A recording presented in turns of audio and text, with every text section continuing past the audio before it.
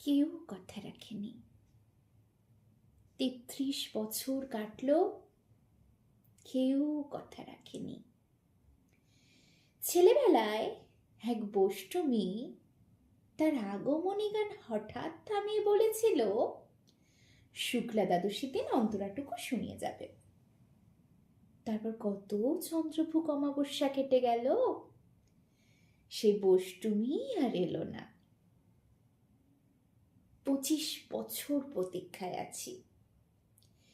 মামাবাড়ির মাঝি নাদের আলী বলেছিল, বড় হও দাদা ঠাকুর, তোমাকে আমি 3 প্রহরের বিল দেখাতে নিয়ে যাব।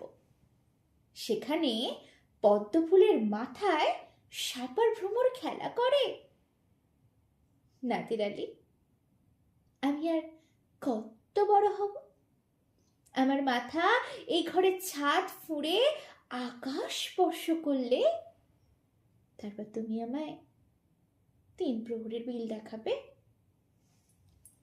একটা রয়্যাল গুলি কিনতে পারিনি কখনো। লাঠি লজেন্স দেখিয়ে দেখিয়ে চুষেছে লস্কর বাড়ির ছেলেরা। ভিখারির মতো চৌধুরীদের গেটে দাঁড়িয়ে দেখেছি ভিতরে রাস উৎসব।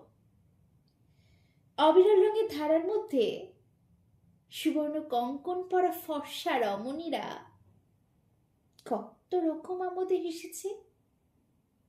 আমার দিকে তারা ফিরেও তাকায়নি। বাবা আমার কাছে বলেছিলেন, দেখিস একদিন আমরাও। বাবা এখন অন্ধ, আমাদের দেখা হয়নি কিছুই। সেই রয়্যালগুলি, সেই লাঠি লজেন্স, সেই রাজ উৎসব আমায় কেউ ফিরিয়ে দেবে না। বুকের মধ্যে সুগন্ধি রুমাল রেখে বরুণা বলেছিল, যেদিন আমার সত্যিকারের ভালোবাসবে সেদিন আমার বুকেও এরকম আতরের গন্ধ পাবে। ভালোবাসার জন্য আমি হাতের মুঠোয় প্রাণ নিয়েছি।